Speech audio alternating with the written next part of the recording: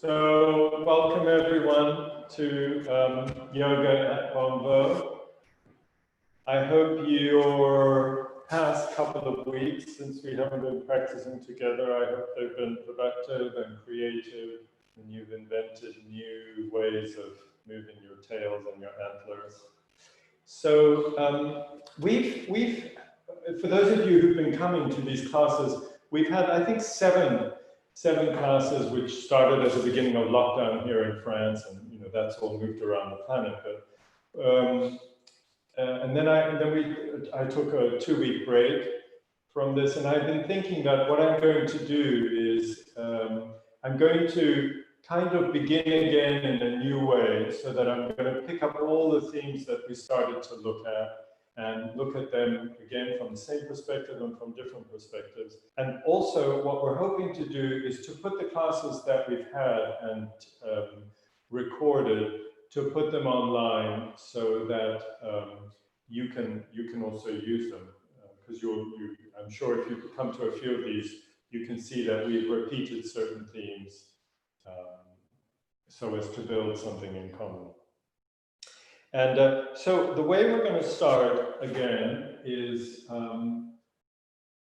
beginning with our amazing capacity to discover and to settle with and to get to know our sense of weight, which is very different from the feeling that we know what we look like and we can change what we look like. And a lot of wonderful gymnastic yoga, which I love to do, whatever, has a lot to do with how do I look, how am I doing, is my leg properly wrapped around my head, and should I take a picture of that now? And that's very different from my sense of weight, because my sense of weight is not something we look at primarily, but it's something that we rest in, and that we're on it all the time, and that we have issues about, or that we love, and so on. So that's where we're going to begin. So if you're lying down or sitting, if you would just stand.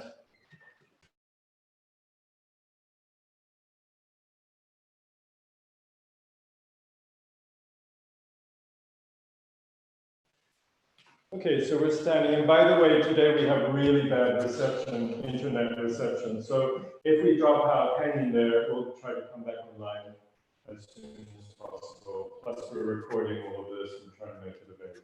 So you're just standing on your own feet, your own 2 feet, and just take a moment to, as you stand there and you're in your living room or your kitchen or you're here at Bonnevaux, just take a moment to look around the room, and just to appreciate, where am I looking, and where would I like to be? That's one of the great problems of yoga mats, is people think that the god of yoga wants you to, face down your yoga mat. So actually turn around. So you, in your living room or bedroom or kitchen or here, as you look around and you move in a world, you may discover, oh, today I really want to stand here and look out the window, or I want my back to be more against the wall, or I want to be in the middle of the room. Go. You can go, because you'll come. No, you can come back to your mat, or you can move your mat now. Pick up your mat. Yes. It's more that I feel that. You feel the drop. No, I don't. This is the Oh yeah. Yeah. So where you want to be. And I noticed that almost everyone touched themselves. You touched the back of your head, you touched your hips. So just giving yourself a chance to touch yourself, which is, where are my parts? My arms, my chest, my bum, and looking around the room, And if you're with somebody or doing yoga with your dog or your parrot, you can have a chuckle. But if you're on your own, just don't worry. If the neighbors look through, they're just going to think you're completely mad, which is wonderful, perfectly wonderful. Yeah, exactly. Okay, and then we come to rest. We come to rest wherever you are, wherever you ended up, however you're facing. And just come to be still and settle in the place where you've arrived. And if you want to move again, you can move again. But just settle.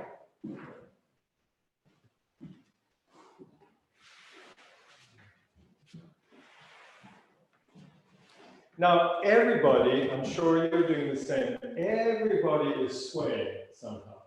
Everybody, you don't need to amplify it, but everybody is swaying, which is part of falling and recovering. It's part of the reality that we're top swaying. You're swaying. Yeah, like drunk people sway.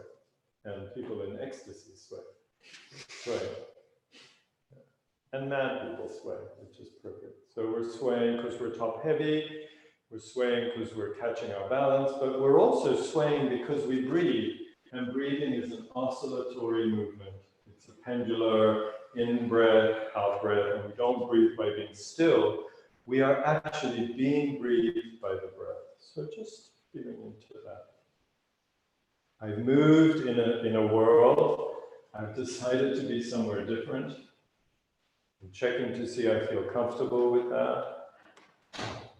And now I've come to be still, and I notice that I'm moving in big or small ways. We don't need to show anyone that we're moving, but we are moving. You stop moving after your last breath when you are done, dead. Stop. Yeah, so in the stillness of this room, we're moving. And it's beautiful when we can slow down and tune into that. Like at lunch, the tree was moving. So we're moving. So even when we talk about being still in meditation, we're moving. Even when we're very still and we're listening carefully to someone's issue, what they're sharing with you, we're moving. We're moving.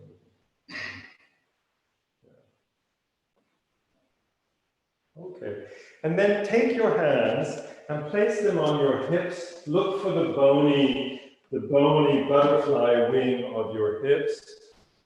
Yeah. It can be very high, much higher than you think. It can be very low. We all have very different shaped pelvises. Yeah. Yeah. And if you come round with your fingers to the front, you will feel that it gets kind of ligamentous-y, trampolini, but also soft belly and hard bony. There's your pubic bone down there, and then your genitals. So there's this butterfly wing of bone and density. And as you come around, we all have an amazing structure of support and pelvis and densities. Yeah. Are inside and near which live softities, little soft things like bladders. And great. And then we go around the back. So we come back over the butterfly wing and we go around the back. And if you attend through your touch, you will notice that there could be a kind of zinginess or frisson here as you come off the furniture of your pelvis and you come onto the zinginess of your tail, which is part of your pelvis and part of your spine. Does that make sense? I always feel like muscly, leggy, and then I prod, and I come around, and then I feel here, down the middle, it's a different quality. It's like pressing on the door frame, that's the pelvis, and then pressing on the door, and you get a return. That's your sacrum. It has a different quality and a different age. It was there, it wasn't not the bone, but that part of the map was there right from the beginning where you were a little notochord, a little worm in your mommy's tummy. Yeah. And let go. And just let go. Okay. So we moved in a room, we chose a place, we stopped and slowed. We do this as humans all the time. And then we began to listen to something. I tricked you by making you touch your pelvis, rather than me showing you a shape that then you copied. Right? We've done a different thing. So we're making something together. And now I want you just to let your eyes close if you feel safe. By the way, if you close your eyes and you feel like you're losing your balance, just pick another place that is near some furniture or a wall. So your eyes are closed. So now, instead of moving around our outer room, move around your inner room. Go wherever you like. You can name it anatomically or whatever, but go with your attention, with movement, and with touch if you want, to where you're attracted. And don't be clever, just go to where you're attracted. I want to be in my bum. I want to be in my throat. I love being in my left shoulder. So you go there. You can make a spontaneous movement. You can, of course, touch. In yoga, when we touch a place, it's a mudra. We close a circle, that's the Sanskrit. But in contemporary movement terms, we would call that creating a bound flow or a closed chain. We do that. That's why we give people hugs. So you may have gone to your fingertips, you may be in your nose, behind your nose, and you don't need to be questioning or worrying about it. We're just moving. We moved in a space because you felt okay to do my instructions, and that's our body outside our body, that's the world out there. And now we're moving in a space, which is our body inside our body. And our body does not know that the outside world is not our body. That's the reality. For our bodies, the world is annexed to us. That's why we get along or we really irritate each other. So we're just letting that be. And our skin is like a diaphragm between my body inside my body and my body outside my body.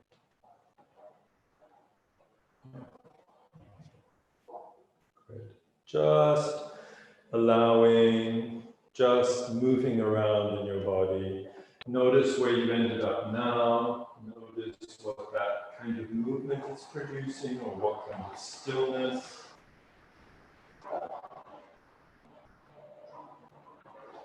So for me, this is the first principle of yoga, the first word in the vocabulary or grammatical possibility in the grammar, that we eventually may look at ourselves, but that's not really where nature begins. Nature doesn't begin with vision. It begins sensorially elsewhere, in something we call proprioception, capacity to sense myself. It doesn't begin with a selfie. It begins with nearness. And for me, this is the great gift of yoga and, of course, meditation. And it's the great gift of any kind of theology, which is not a theology of looking at something that is out there in an object, but it's actually inviting us into a relationship to be near to something. And we're losing that with our bodies.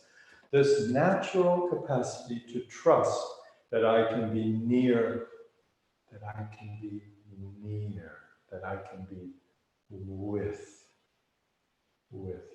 And in the Hindu scriptures, in the Upanishads, that's what Upanishad means. It means sitting next to, not looking at, sitting next to, both of us, dear friends, looking in the same direction, near.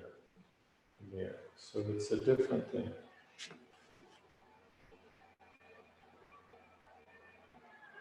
Lovely. So there's no judgment, there's no performance. Yeah. So what I would like you to do in a moment is to take this nearness, pay attention, because we will drop it in a second and forget, is to take the nearness that we've all stumbled into onto the floor. And if you do yoga, do not lie on your mat perfectly aligned. Just let yourself go down to the floor and don't worry about alignment, or just go down and get comfortable. You could be on your back, on your front, on your sides, curled up. Just let yourself go down and stay near with yourself. Stay with your bones. And just chill on the ground. And just notice what comes up. You can change your position.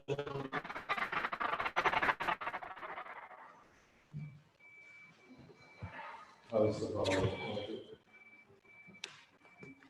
Yeah, of course, if you want to line yourself up, that's fine, but there is no textbook and no one's watching. We're just changing our orientation to gravity, that's all. We were upright, now we're horizontal, and we're hanging out with playing with the possibility to remember that we are embodied. We don't need to look at our bodies, we don't need other people to tell us what's right or wrong.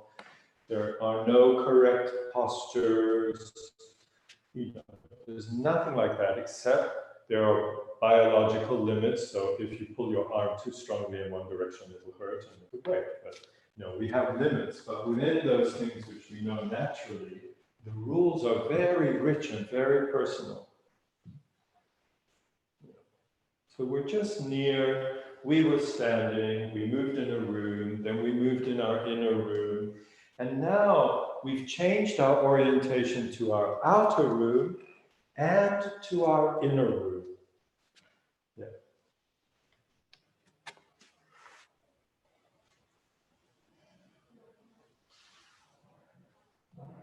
And there can be movements.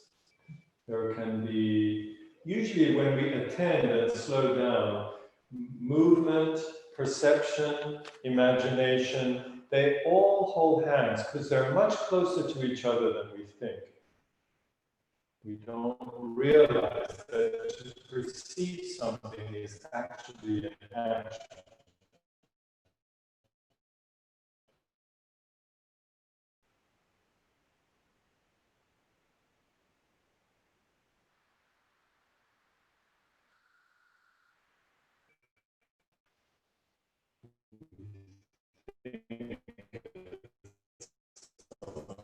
More theory. Now, I would like you to know, or heaviness, but I don't want to do that part of your inner kitchen or your inner laboratory, that quality that we have as humans, which keeps us on the ground. And there's a direction to it if you want, but it's not necessarily only down, because things can bounce, and albatrosses can look like they're rooted in the air. They're so still, hovering up there. So wait. And also you can language it in a way that works for you. So you could think of water, you could think of whipped cream, you could think of a big steak, whatever you want, a huge aubergine that's growing in the garden. This heaviness, yeah, the weight. And weight is the great elephant in the room of movement exploration. Because the minute we say movement or yoga, immediately we think posture, good posture, bad posture. Oh my God, I shouldn't go to that class because I won't be able to touch my toes. It's all shapes and looking and worry. But actually, to begin to unpack the way we move, we have to begin to play with what we're doing with our own weight, because that's the first thing we are, is weighted beings on a planet. That's what we tell a friend, who's grieving. We say, well, let me carry some of your burden with you. And our language actually means something very real. It means lean on me. Yeah. And what I'd like you to do now is in whatever position you've ended up in, front, back, or side, or lying down, I'd like you just to begin to wobble different parts. So the head is easy to wobble, depending on how you ended up on the floor, but you could wobble or rock an arm or a leg, and it can be soft and oily and flowy and small, or it can be quite big and juddery, yeah, or and very fast and jittery, or a long, you can have long arcs of movement, yeah, and there we go. So you could make a movement that travels, a wobble that's way out there in the periphery, it's just the back of my head that's moving, or just my fingers. Or you can make a movement, so I can see both in this room, that's coming from the center. That it's a wobble that comes from the center. That's what little babies do first. They do these movements from the center out before they've articulated all the other things that they can do. So you can play with that. So you can move from the center out, up to your head, down to your tail and feet, out to your arms, or you can let your movement, maybe that's where you've gone, into your hands, then you can let the movement just be in the hands, big, small, fast, slow, visible, not visible, more chaotic, more considered, whatever, that's it. And then you can let the wobble come back. And what's very nice, what I see in the room, is that everyone is doing movements that are not super muscular control. They have a kind of chaotic, flowy, kind of irregular quality to them. So if you start to do like that, you feel it has a more muscular shape to it. But if you just kind of let it, yeah, let it, and hang out, and then see what comes in. And then we'll just allow a sound to follow the movement. If you're critiquing yourself or thinking, oh my gosh, I'm the only idiot who doesn't know what to do, see if you can just be quiet with that and just move. And then, so the movement, yeah. And then there can be a pause in the movement, you didn't even realize you paused, and then it takes off again.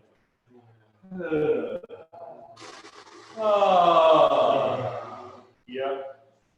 And then the can become a z,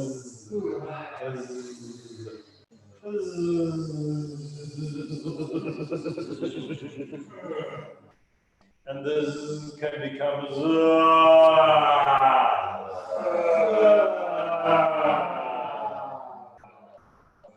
and can become a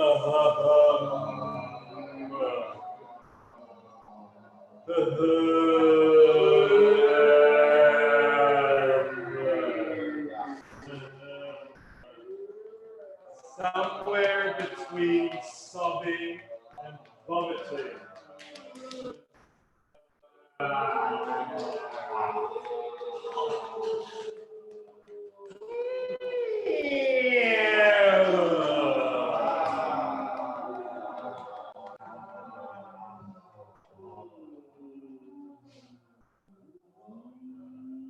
And just before your neighbors come and knock on the door to see if you're okay, you just let everything settle into silence and just receive what's going on. This is the thing we don't have time for in life. You know, as a kid, when we fell over and scratched our knee, we were told by the social other who was older, come on, quick, you boys don't cry, girls don't cry, it'll all be fine. But we weren't given the space to find out what had happened and to be with the crying and then with the embrace of the parent and so on. We're moved on. So just receiving what's coming out, receiving how the body feels.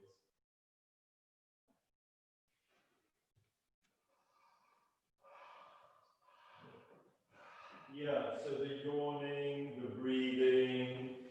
Often we notice that things are connected slightly differently, or we've just gone to a slightly different part of the body, or we're surprised surprised by the freshness of a memory or a mood, because when we move, the layers of our triune brain, the surface of the brain, the middle brain, they talk to each other. And so where we might have been stuck, let's go, and suddenly we're in a different place.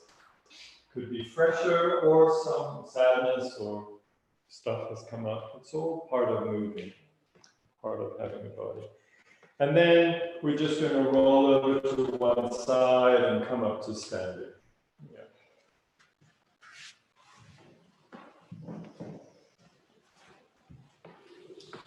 And you're going to see where you want to be. So, yeah, and you may have your eyes open or closed.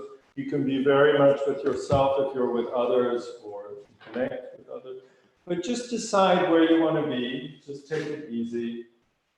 Where you want to be. And again, just notice now I'm standing. Just notice, where am I? Yeah. Where am I in the space? Where am I in my body? What am I touching? You know. And let's, as we settle where we want to be, let's just notice the sense of weight. And it's not a big deal. It's not some major trip, cosmic trip. It's just, you know, how is the weight moving in my body? Am I on my feet? Am I all on my left foot? Am I in my bum or in my belly? Or, you know, for some of us, it's in my shoulders. That's it. I stand in my shoulders and that's it. I'm never on the ground and I love it like this. So where is it for you? The back of the head, the breastbone. Some of us are more in the weight, let's say, of the skin. Some of us are more in the weight of the organs or the bones, because we can shift our attention and our imagination. Yeah, and we're moving.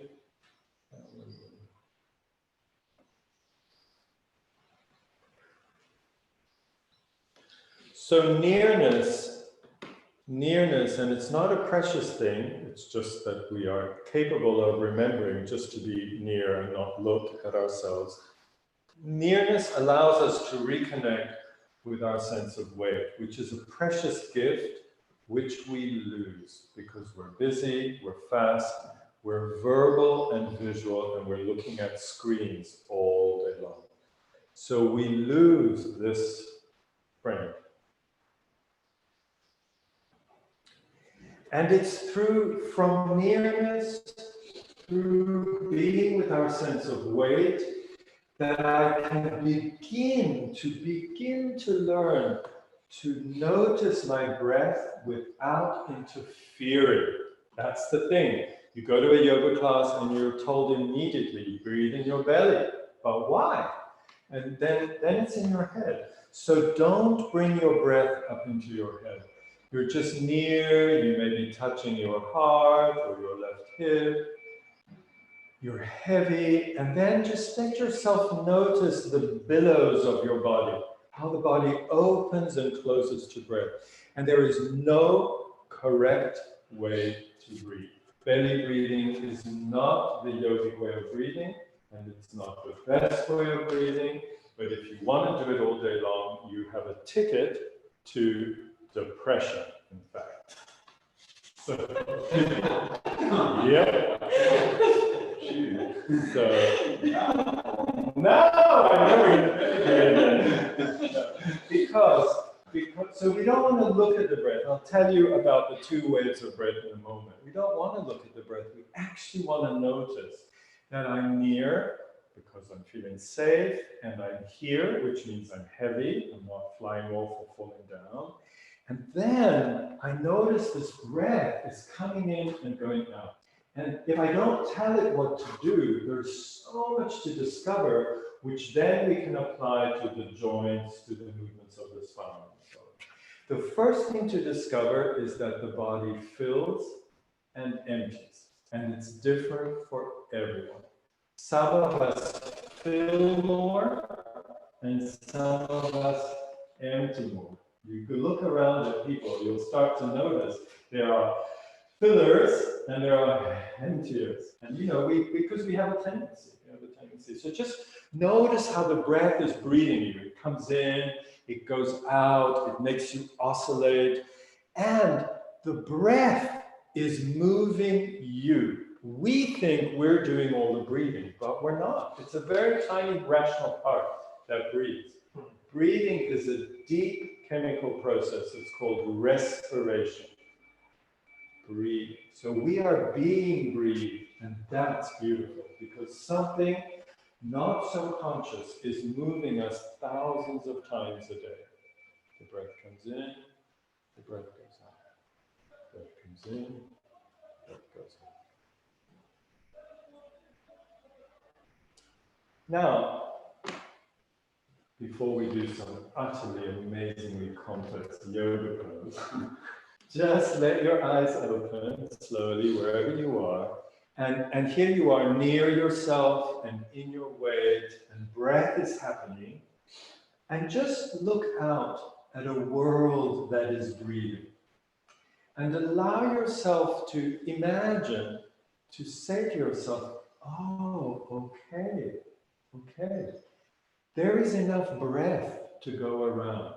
And there is enough air to go around. This is one of the things that bothers me about COVID is this mask is telling me that the air that we share is a problem.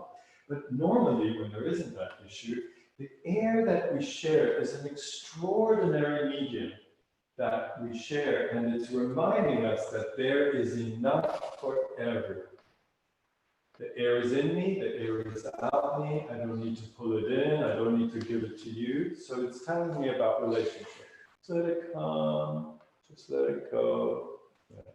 And let the world, as you open your perception to the room you're in and beyond the windows, let the world be breathing with you. So we're all breathing together. Yeah. We're all breathing together.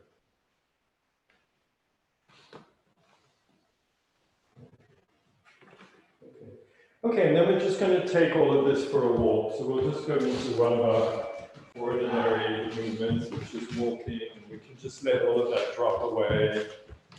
And just see what's there for us.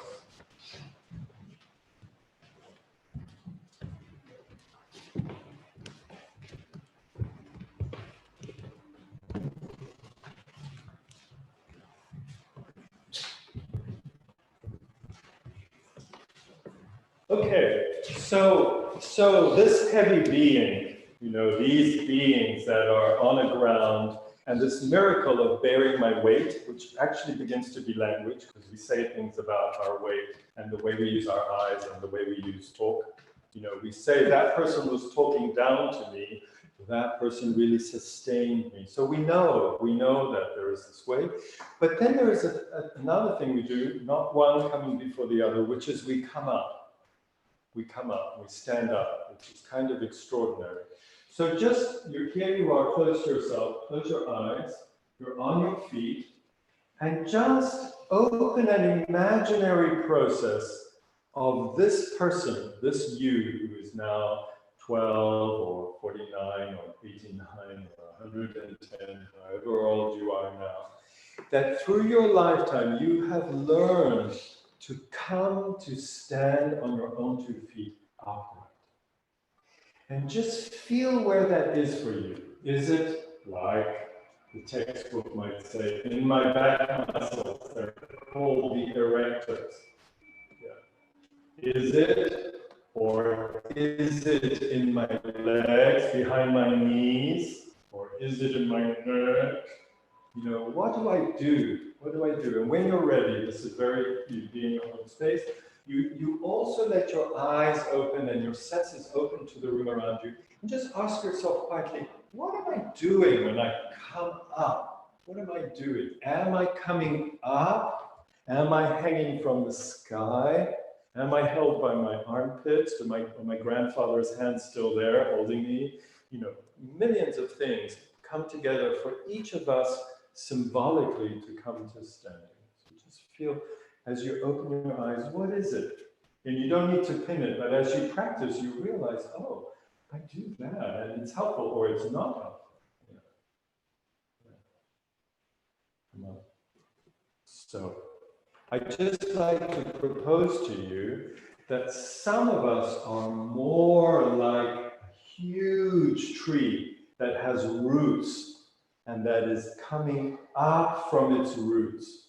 It's not good or bad, it's just that some of us are on the ground and we come up, and some cultures, like African gospel culture, it builds its language and its music and its dances from a ground that comes up. But some of us are not doing it. Some of us have spread our wings and we're landing on the ground. Some of us have parachutes and we're landing on the ground. And some cultures, like the Maasai culture, is here. They're up here and they stand and they jump together. They jump up, while sumo wrestlers, Japanese, are here. So it's all of us have both capacity to have roots and wings, but in our history,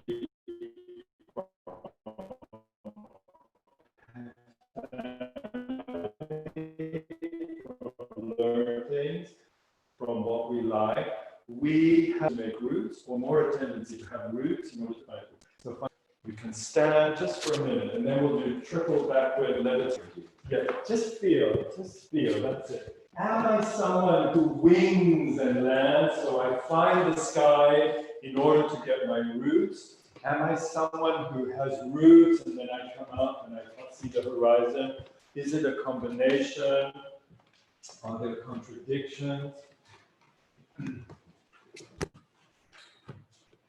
You may be doing something at this time of your life to avoid doing something that's more natural, but doesn't fit with what you want. Am I making sense? Yeah. What do you think? Is there any else? I've got a pet here. Okay. Balance. Or you remember we talked about the way your pelvis comes forward and then your things connect through. But often, like when you do try to pose and then suddenly your pelvis is could be. Yeah.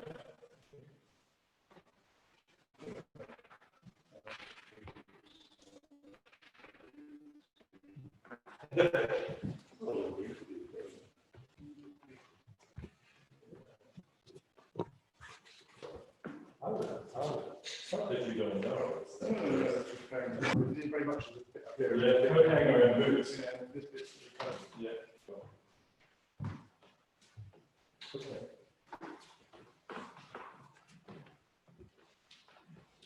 Okay, so we're going to take a hand and put it on our chest. And we're going to take a hand and put it on the belly. And you're with yourself, so you don't need to worry if you're doing it right. And you're in your weight, and you're on the ground. And you're just going to soften your eyes, and you're just going to feel that your head no longer needs to be completely on top and completely seatless. So it's just this mild consent. And then we just let the head drop a little more, so that the neck is bending forward. You're not forcing anything, but it's the beginning of front bending. It's the beginning of doing the two basic big movements, first movements of the spine, to bend forward and to bend backwards, which is a pre-step to all the other forms of side bend and rotation. So just the head, and the top hand, which is on your chest, is like allowing or inviting the head to come down and rest on the heart space. Because in fact, the density of your heart is a mirror or counterbalance to the density of your head. One is inside. inside, one is outside. That's it. And you just, to the degree of,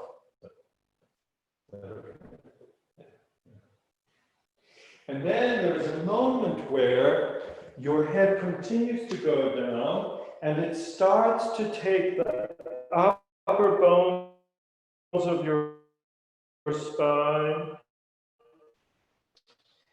the densities within the lungs, the ribs, and there starts to be this fold into the rib cage. You don't need to press. That's it. And so you're just letting this fold happen. Then there is a moment, so don't proceed to your neck hurts, your lower back hurts, but we go a little bit further, and now we're starting to fold forward in the middle spine and the lower spine, and use your hands. So bend your knees. That's it. Now, if there's discomfort, stop or rest your hands or elbows on your knees if there's discomfort. Or if you're not sure, do it anyway just to feel, because it changes things. Yeah, that's it. And so we're folding down, we're folding down, we're folding down, we're folding down. And then we're going to start unfolding up. And what I would do is just feel your feet, so be with the weight in your feet. And then just allowing the body to uncurl. Again, you can use your hands and push up on thighs or bellies. Try not to get tense and erected in your neck right away. That was beautiful, Henriette. Just let that later.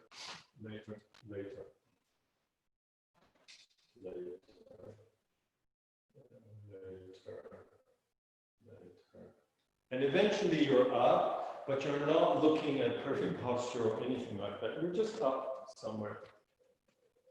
Hand on chest, hand on belly, if it still works for you.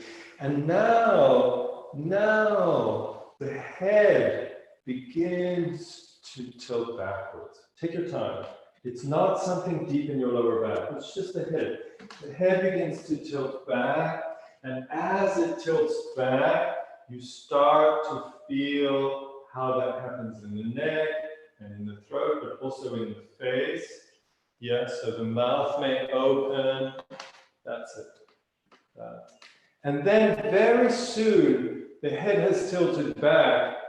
You let that tilt trickle down into your throat and lower neck and upper ribs, so that the rib cage begins to open and, let's say, tilt back also. Or we could say that the face and the chest are now looking at the sky. Don't force anything. The less you force, the deeper the movement will be. So now you're doing one of the most advanced movements that human beings do, which is open in ecstasy recreation. Yeah. Don't force, but you may discover that shoulders needed to let go, or tongue needed to relax, or you wanted to swallow. Yeah, you're open. Yeah. Great. And then take your fingertips and just place them on your breastbone. Don't force anything. Nobody's watching. There's no perfect pose. And you're just going to touch your chest. And you're just going to, through the touch, because where the ribs meet the breastbone is so intelligent, you'll feel it. You're just going to invite a kind of breaking of the bread, like your chest is a loaf, and you're just letting that loaf break open, crack open at the breastbone, don't force it. And that your whole spine is starting to bend backwards, all the way down. Worst yoga you've ever done, but you're not looking, so nobody cares. That's great. And you open. Beautiful. Beautiful. Yes. And then you come back slowly. You come back slowly.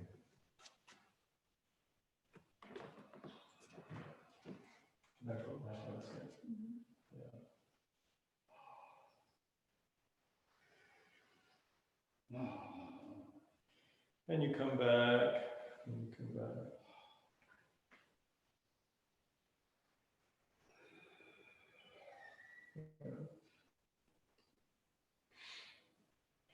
Yeah, so there is like a little portcullis-y, bridgey, closed-y, open-y thing right in there, right? In the top three vertebrae. Yeah. And then you're back upright, you're back upright. Yeah, right there. Is that okay? Yeah. Oh, okay.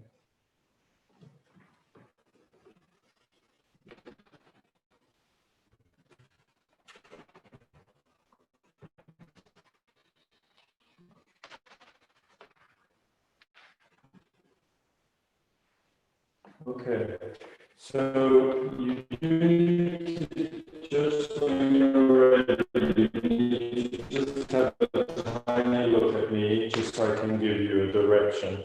That would take too long. But yeah, stay where you are, throwing backbend. You did very deep frontlands and backbends. But we're going to play with something now, which is the next level of grammar, which is where is my pelvis? So watch me. So I'm just going to let myself roll forward. You know, and I do it my way, which is not how Frank Sinatra did it, but still. I come down and I've bended, okay? I've bended. So I'm going to go this far. And when I'm here, just like this, I'm on my feet and I've bended this way and this way. I'm going to start to develop a tail. So in this position, I have a wolf's tail, right? It's very heavy and drops between my legs. Does that make sense? So, but my wolf's tail loves having a squirrel component to it. So this is my wolf tail, is more that one. You see the difference? And my pelvis goes like that, okay? So that's my wolf's tail, that's my squirrel's tail. So I'm here, and I'm just gonna go squirrel, wolf. And the feeling will be closed, open, as well as up, down, okay? Your knee, and then you do it your way. You do it your way, but you just allow what you saw to give you a hit. And now turn around.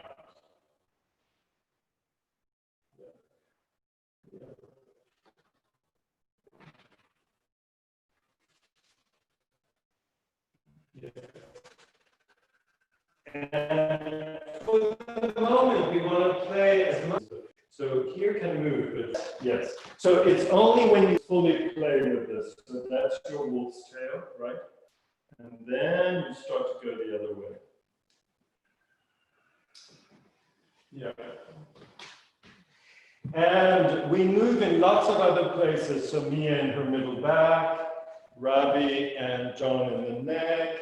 But try to move down there. Try to do your pelvic movements, right? Pelvic movements, we need those to have a bit of frisson in life, right? So that's it. You feel the difference? So without too much effort, your tail, that's why I'm using the tail image. It's about, that's it. It's about your lower spine moving up and then down. Yeah. Wolf tail and make a sound. Make a sound. So you see, you have a big Finnish wolf tail possibility, right? But I don't know about squirrels in Finland. But when it comes to squirrels, right here, you see this is not so happy to move. Can you see that? Yeah. So just remember that area and see if you can move. Great. And let's see here, we have the Serbian squirrel happening. Yeah, that's very good. And then the other way, wolf. And then the other way. Yeah, it's good. Coming along. Yeah. Yeah, and then the other way. Not bad, but you see here, could be more. Yeah. Yeah. Right here, this area here. hasn't been squirreling for enough time. Yeah. Yeah. Ooh. I had there some injections. Oh, you did? Yeah. Yeah, so that's great. So you shouldn't have told me. I'm now going to press even more. Yes, okay.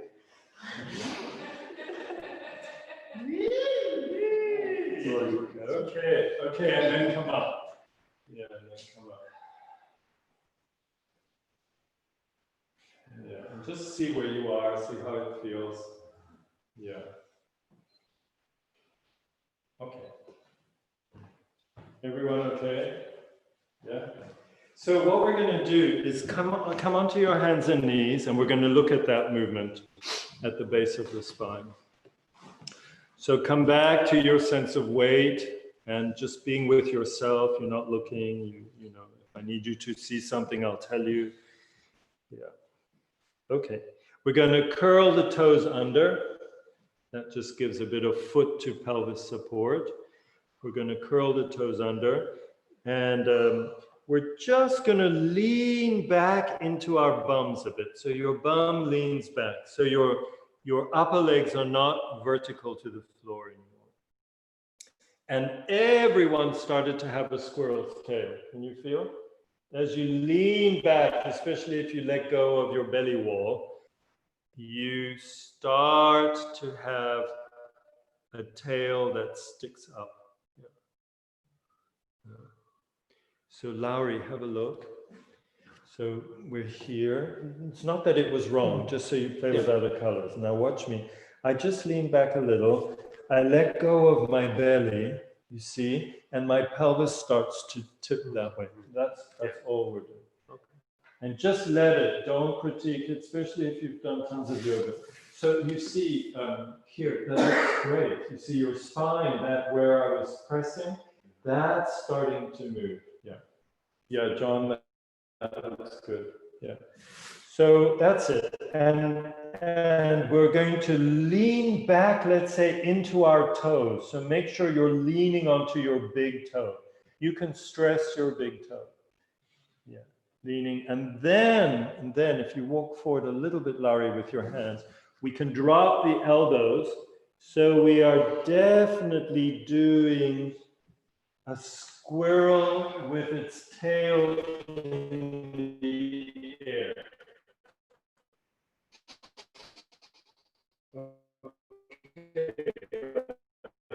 We're not doing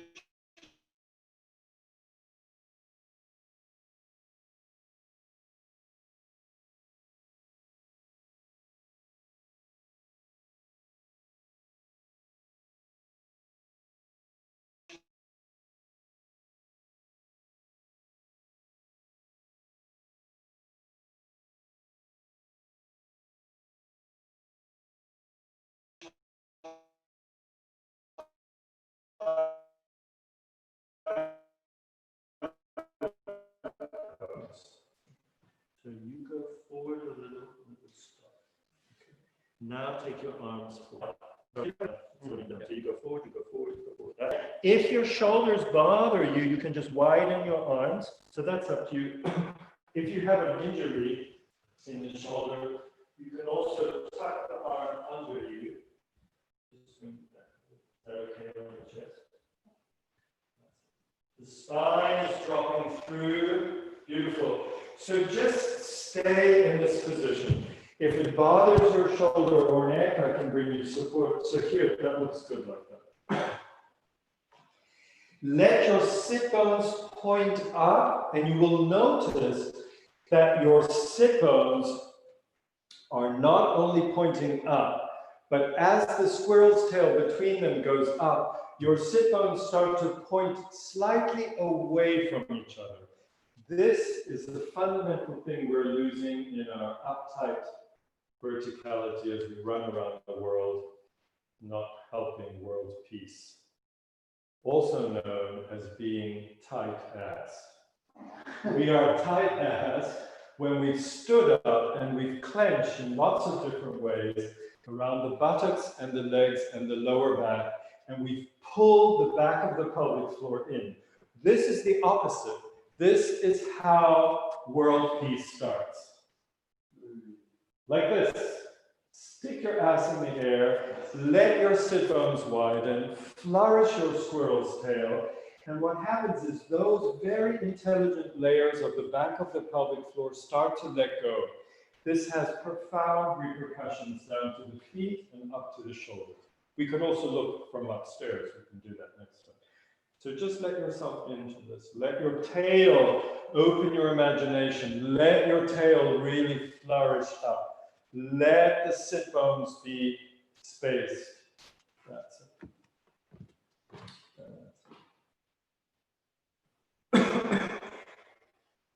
Wonderful.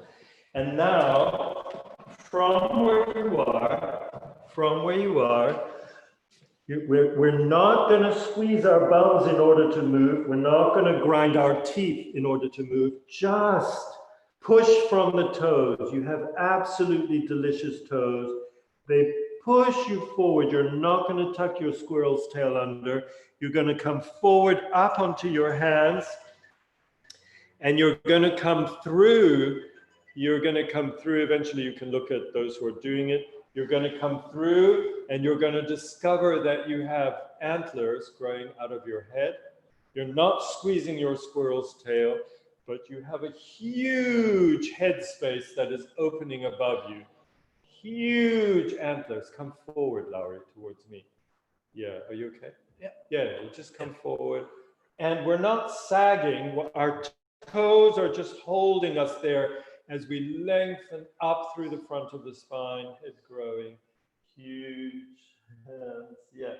And then we push with the hands and we go back and we bow our antlers into the forest floor. And your tail is up. And the back of the spine is open. So don't do child pose, that's for another time. Stay thumbs up.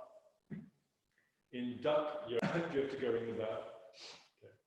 Tail up. And then we're just going to close in a moment. Tail up. And now push from the toes. And we're going to make a sound as we come through, Letting that open the front of the spine, reach back with your left heel, knee comes off the floor. Long.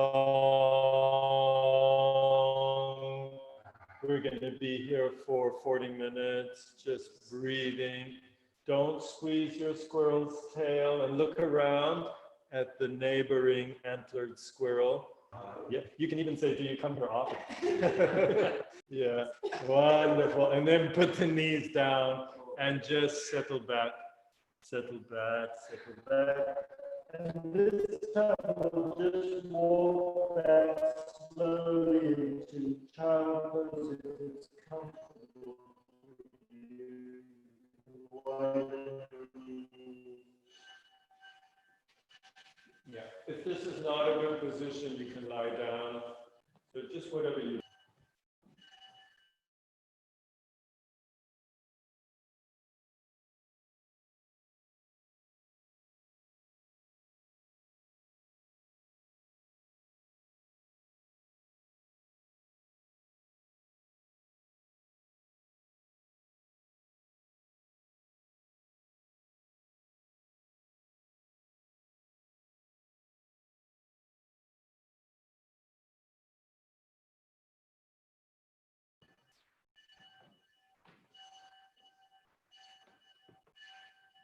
Okay, so thank you everyone.